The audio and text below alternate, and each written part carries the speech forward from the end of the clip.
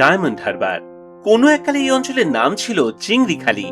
আসলে নদী সংলগ্ন খাল বা খাড়িতে সেই অঞ্চলে প্রচুর চিংড়ি মাছ পাওয়া যেত, আর সেই থেকেই অঞ্চলের এমন নাম হয়েছিল বলে জানা যায়। কেউ কেউ আবার এই অঞ্চলকে চিনত হাজিপুর নামেও। এখানেই ছিল মছলান্দ পীরের দরগা। একসময় যেই সমস্ত হজ যাত্রীরা হজ সেরে দেশে ফিরত, তাদের থেকে প্লেগ ছড়াবে ভেবে ব্রিটিশ সরকার কিছুদিন তাদেরকে এই অঞ্চলেই রেখে দিত। মানে আজ যাকে আমরা কোয়ারেন্টিন বলি আর কি।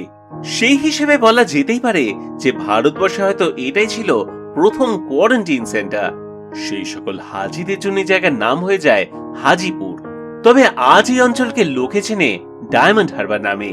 বলাই বাহুল্য যে এই নাম ব্রিটিশদেরই দেওয়া।